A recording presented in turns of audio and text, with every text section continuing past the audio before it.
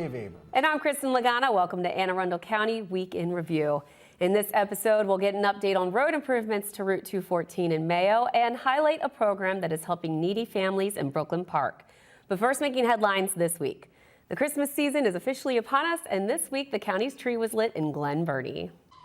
10, 9, 8, 7, 6, 5, 4, 3, 2, 1.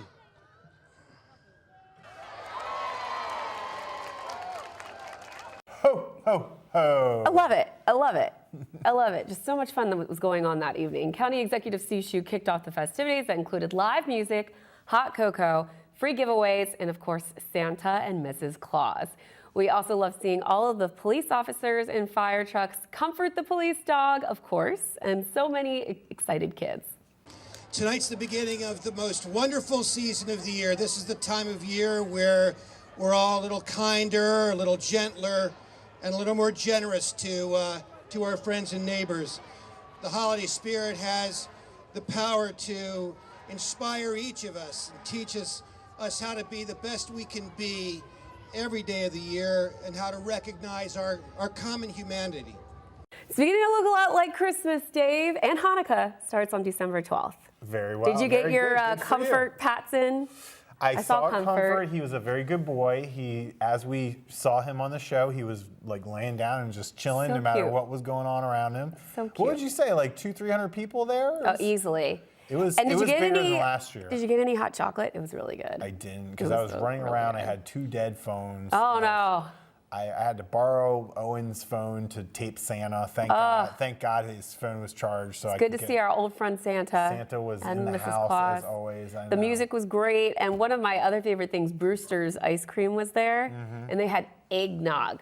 Ooh. That was good. Eggnog ice cream? Eggnog ice cream. Ooh. It was delicious. I think it was that and like gingerbread, but gingerbread was gone by the time I went up and got some. And it wasn't too cold. Last year it was cold. No, it's been kind of a seasonally friendly this November into December. So. Now, let me ask you a question. So since we're talking about Christmas, and it's not Christmas yet, so we can talk about what to do with the tree after and all that stuff. Yes. But do you have any recycling? Because you were there doing recycling.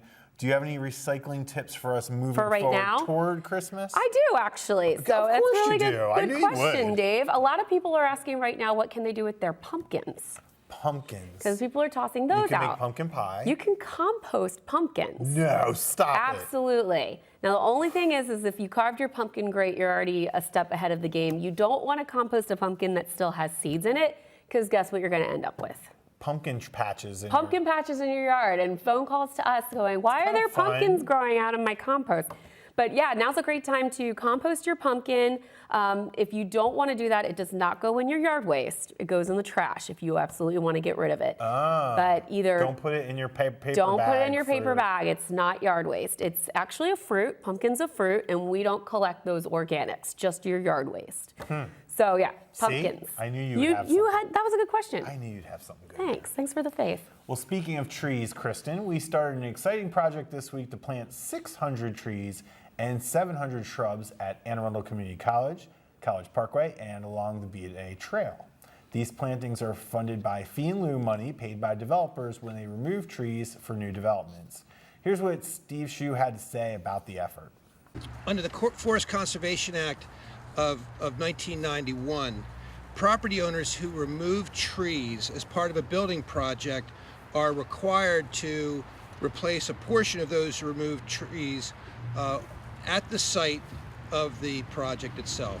However, in some instances, it's impractical or even impossible to replant trees on the same site. Accordingly, the law allows property owners to pay cash into a reforestation fund in lieu of replanting on site. In recent years, believe it or not, this fee had accumulated, the fund had accumulated to $8 million of balance available for use to reforest and plant trees. So for our viewers who like details, Kristin, I like details. Let's drill down here. We had 387 trees and 503 shrubs on the college's Arundel campus, okay, including eastern redbud and sweet bay magnolias around the entrance. love magnolias. It's going to look awesome. That's awesome. 63 trees along College Parkway, so that's sometimes in the median, sometimes on the shoulder. And finally, 150 trees and 200 shrubs along the B&A trail. That's amazing. Now, I have a fun fact for you. Okay.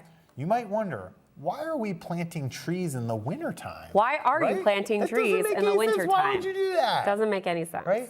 It turns out that this is a great time of the year to plant trees. Even with the threat of frost, etc. So we got the trees in the ground and the ground was not frozen. That's right. Okay, so usually, if you remember, was it last year that it was like balmy on Christmas? It was like, 60 degrees. Not your Kristin's kind of Christmas. No. Nope. Look at that pun right there. Yeah. But more or less, we think that the ground is going to be completely frozen around February. Okay. So that gives the trees enough time to kind of take root. And then when they kind of go dormant through the freezing part through winter. And then as soon as that sun comes out and the weather stays temperate for a while into spring, they have lots of time to get strong before you know what happens. Oh, okay. In June, it gets hot, oppressively hot, and that's when trees die, when it gets really, really hot. That makes sense. I guess I was worried about the threat of cold weather, but Me too. That's awesome. I learned something about trees. Now, of course, I am 110% behind more trees, working in the recycling division, and this is very exciting. This is kind of like recycling, This is fantastic. I did hear that they're talking about severe threats of cold weather and snow in December. I thought you were going to say something about how you didn't want these trees or something. You just totally segued into something else. I'm really excited about this. So it's going to be really cold and lots of snow. They're saying that the way the pressure fronts are moving right now, it's opening for a large polar vortex to be occurring in December. A polar vortex. A polar Chuck, give us a polar vortex. Whoa. Oh, that's scary. It is scary. Does anyone know what that means, a polar vortex? I don't know. I think that's when the jet stream dips really low. Yeah. Right? We'd and have it makes to get like Alex a triangle shape. Or Justin from. So let's just be clear. You did not consult the almanac for this. No, this is something This I heard. is I just- want to go back and consult my almanac to see You what might they want to see say. if the Russians started that. The almanac let me down last year, though, so I don't want to get too excited about that. I don't really believe anybody. I'm who tries to hopping on forecast. any snow hype I Okay, can you find want right now. maximum snow. I want snow in December. Let's do it. I want a snowy white Christmas. I'm all about it. Well, it's getting close to when we usually have our first little dusting. And we haven't done our snow bets yet. I know. So We'll do it next week. We'll have to do that. Yeah. We'll do it next week, I promise. Good. Okay. And we'll be wrong again, like we always are. No, this year we're going to get that snow I want. Okay. This is the year. Okay, you're going to order it up. I'm going to order it up. All right. We told you a few weeks ago that Anne Arundel County has some of the best tasting drinking water. Well, this week we won the Platinum Award for Utility Excellence from the Association of Metropolitan Water Agencies. So take that, New York City. Yeah, New York City, take that. Take that. Just kidding. The water tastes pretty good in New York City, and some say that the secret behind that is their great pizza and bagels. Yep. The award is for the county. water. It's the water. And the Definitely the flour. water. Yep. The award is for the county's 10-year plan to end reliance on Baltimore City for 25% of our drinking water. A few of the steps of that process include adding nearly 20 miles of 3-foot diameter pipe, building the Disney Road booster station, and expanding the Crofton Meadows water treatment plant. Nice job, DPW. Your peeps at DPW. My peeps. That's, in case for those of you who don't know, DPW is the department from which recycling is within, where Kristin resides on a daily basis. Department of Public Works. So Public Works does so much stuff. They work. They clear the snow. Working for you.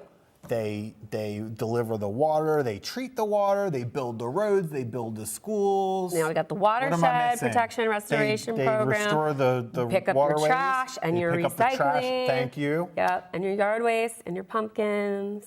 They do a lot of stuff. Everything. Shout out to DPW. Shout out. You guys are doing it. You're On it. crushing it right now. Well, we're going to take a quick break, and when we return, we'll talk to Rosalind Hill and Takiyah Green from the Department of Social Services. Take a look at the community calendar for events happening around town, and we'll be right back.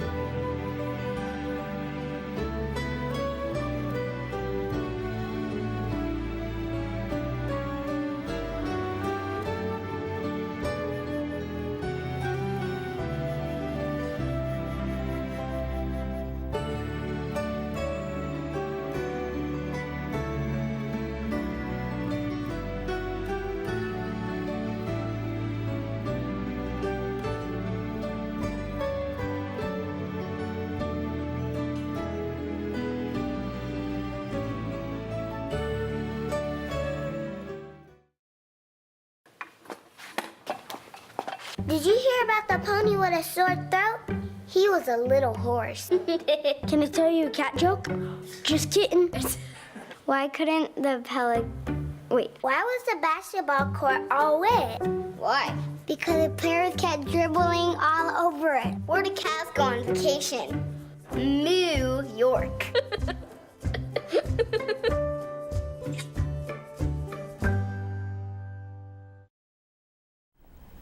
Well, welcome back. Joining us in the studio this week, we're delighted to have Takiyah Green and Rosalind Hill. They're with the county's Department of Social Services. Ladies, welcome to Week in Review. Oh, thank you for having us. Thank you for being here, and we're excited to talk to you about a new initiative you've got going on. But first, tell me a bit about the roles you play over at Social Services.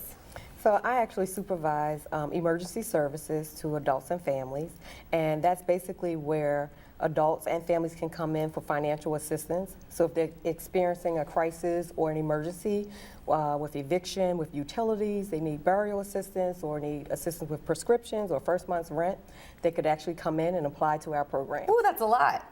Yes, it is. And you're helping a lot. That's great. Yes, we do help out. Very good. Yeah. And Ms. Takiyah? I'm a casework specialist there, and I do all of that, what she said. You're in the field. I actually meet, well, part field and part in the office. So in the office, I actually see the families. I interview the families. I conduct the assessment for their eligibility to determine if they're eligible for eviction assistance, utility assistance, burial assistance. I also help screen for Sarah's House. So a little bit of That's a great everything that we do. program. Oh, yeah. It is. Very It good is a program. very good program. And we're excited to have you today because today we're talking about this awesome new thing you got going on at Brooklyn Park Middle. And I love Brooklyn Park Middle. Yeah, me too. Right. They have great students there. They do. And They so do. Talk to me about what we're doing now. So basically what we did, because the community of Brooklyn Park doesn't have a lot of resources there, we decided to house a worker there in the school on Wednesdays where the parents can come in and actually apply there for the assistance. And so Takiyah is there on Wednesdays to help out with that. And the school may refer parents as well to the program. Oh, wow. Yeah. Do you have a title for the initiative, or we still working it out? We're still working it. Well, it's emergency services, but the other title Takiyah could tell you about. I refer to myself as a parent liaison. Sometimes it kind of helps get that nervousness away from parents if I don't associate so much with DSS. I'll just say I'm a parent liaison here at Brooklyn Park Middle School. I'm here just to kind of help you with anything or any hardships that you might be experiencing. And so anything from referrals for food, clothing, we've even given out some coats, which we started last week, which was really, really good. Delivered Thanksgiving baskets to some families that needed them. So working in the school doesn't necessarily mean that I stay in the school. If I've done the assessment and there's a need for me to go out to the home to help the parents, then I'll go out to the homes and help the parents. So wonderful. So yeah, I really love it. Tell I us really love what's it. the BP Cafe? So BP Cafe is my new baby. It's a parent support group that we've started. We had our first meeting on last month, and it basically is a meeting for Brooklyn Park community parents to begin to network and to begin to speak with each other.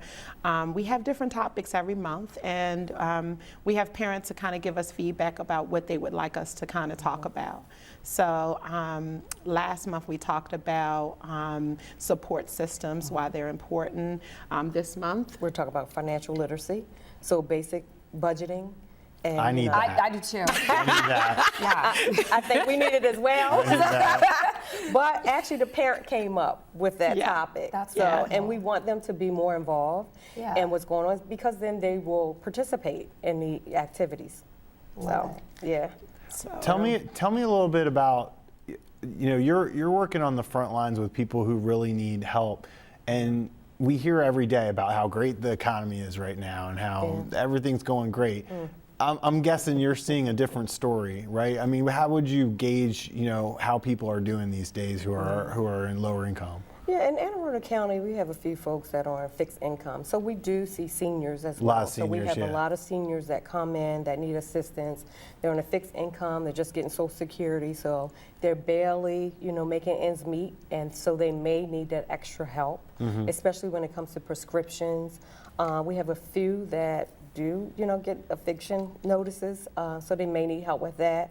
But we do, here in Anne Arundel County, we see a lot of seniors that come in that really struggle making ends meet on a daily basis. And, the rent is high here in Anne Arundel County, so it's pretty tough on them to try to decide if I'm going to pay my rent, am I going to pay my utilities, am I going to buy food, and try to juggle that. It's pretty tough. Well, I bet they're happy to see you two. Yeah. There's somebody there to help. Yeah, We and feel we really try our relieved. best to help out.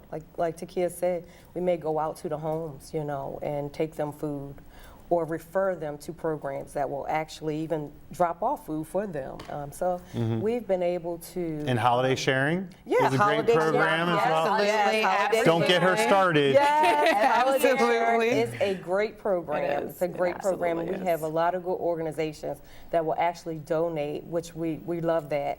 And so then we're able to provide for the community. If folks out there are interested in helping, either donating time or donating goods or picking up some families for holiday sharing, what's the best way to reach out regarding those programs? So they can give me a call. My phone number is 410-421-8481, Monday through Friday, anywhere from 8:30 to 5. And my name's Takiyah Green, so leaving me a message is good. The best way. Is that also the same number if folks out there are looking for assistance? Yes. Very Yeah. good. And of Yeah, and course, if if you you can't- see Takiyah or Rosalind, come up and say hello. They do a lot of hard work. Yes, Yeah. yes, We are yes. definitely out in the Yes, community, yes, so. yes. yeah, Well, That's we great. thank you, ladies, so much for all the Thank you. wonderful work Thank you that for you're this doing for the opportunity. county and making these programs convenient and accessible, and now even coming out to the school and Yeah. making sure that folks know that you're there for help. Yeah. So, Well, thanks for having us. Thank you. And happy holidays to you. Happy holidays to you too. Holidays. We'll be right back with more Week in Review right after this. Don't go anywhere.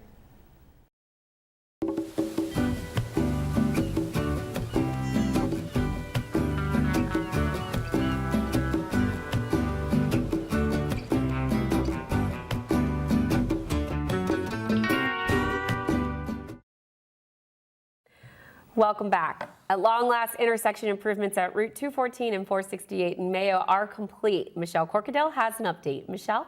Thanks, Kristin and Dave.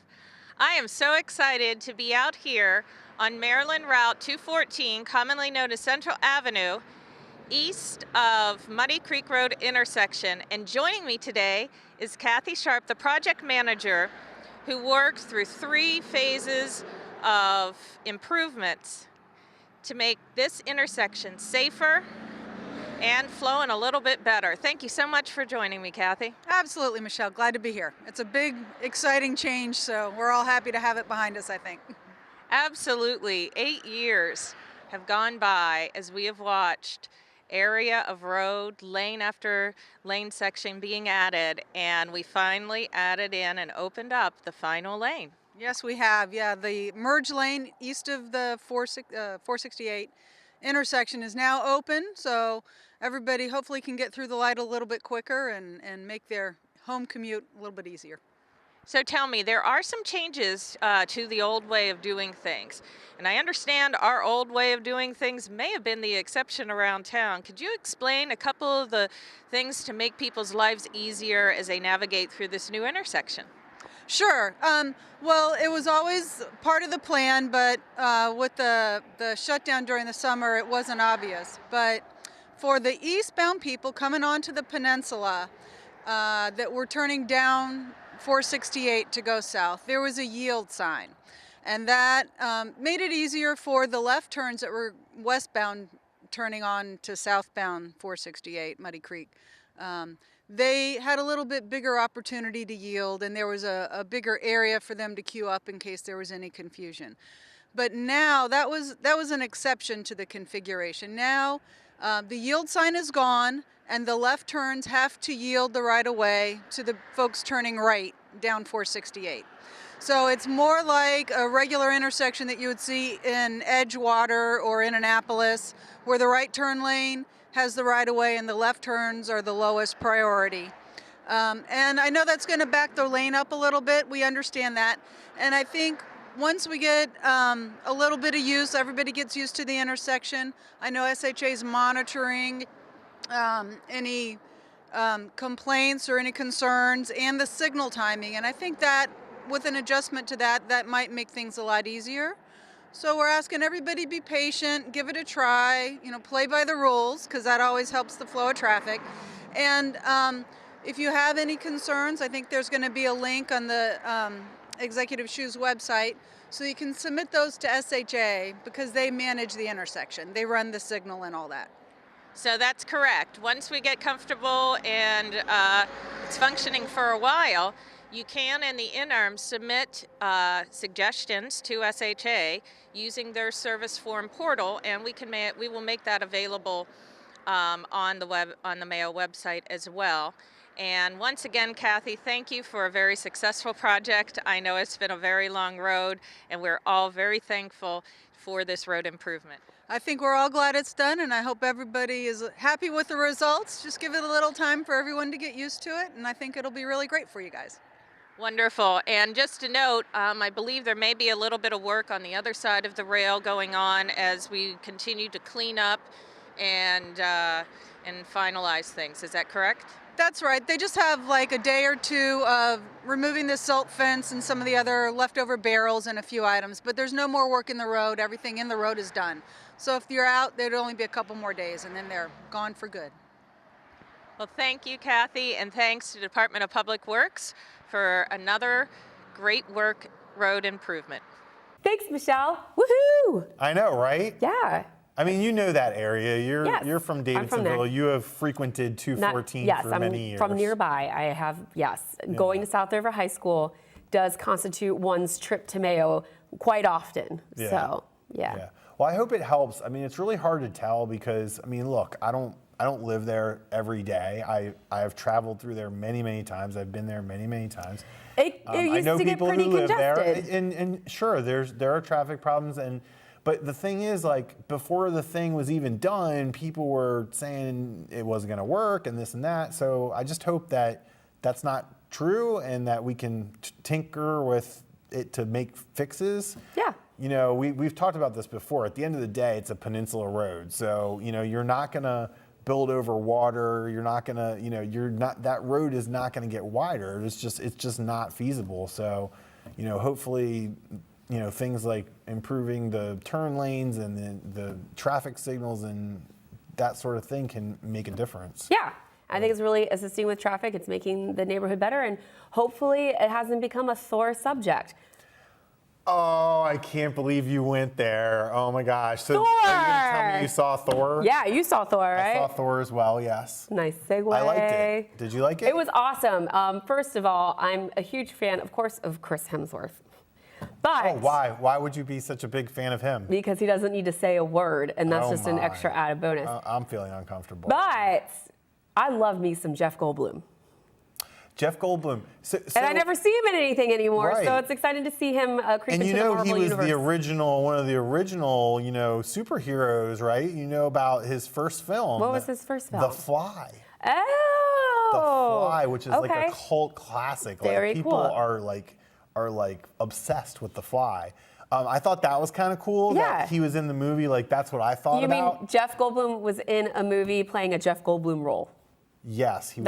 That he kind of looks like character he's got was eyeballs like a definitely fly. like Jeff Goldblum. But let me throw something out. Okay, throw it out there. First of all, the Hulk stole the show.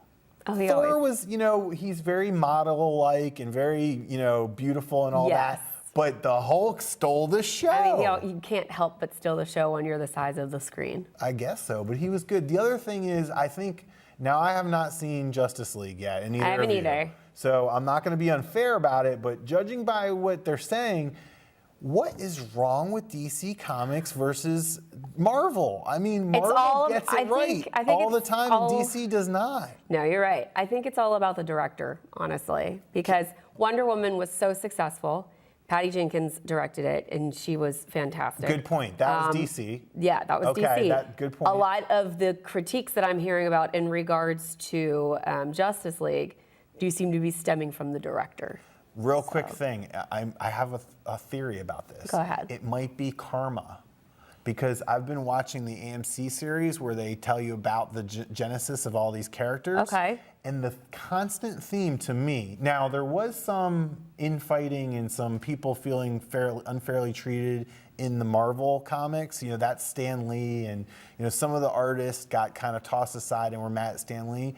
But the recurring theme in DC is the people who created these comics got totally ripped off. They got their ideas stolen from them, you know, all in the interest of profits. And I just wonder if there's like a karma thing going. Marvel just seemed they were happier, they were more revolutionary in the things they were doing, and DC was like your Superman, your Batman, your, you know. Yeah. And They're a lot darker. it was all about Marvel is a lot churning more out, fun. making money, you know. I don't know. Well, we'd love to hear from you. Yeah, So please comment Tell on us which one is which. either whatever post, Maybe we'll Facebook see or Justice Arundel League, TV. and we'll think it's great. Let us know if you're a Marvel fan or a DC comic fan. Yeah, we should do a little. We should do a should do a poll or a Maybe sketch. sketch where you're Wonder Woman and I'm Superman. Boom. Chuck, can you do that for us? Yeah. Well, that wraps up this week's edition of Week in Review. You can watch this super episode of I see what you did archived Avenging episodes online anytime on Facebook or YouTube by simply searching for Arundel TV. Please tune in again next week for more highlights and news from around the county, and we'll see you next time. You can marvel at our news. It's marvelous. Marvelous.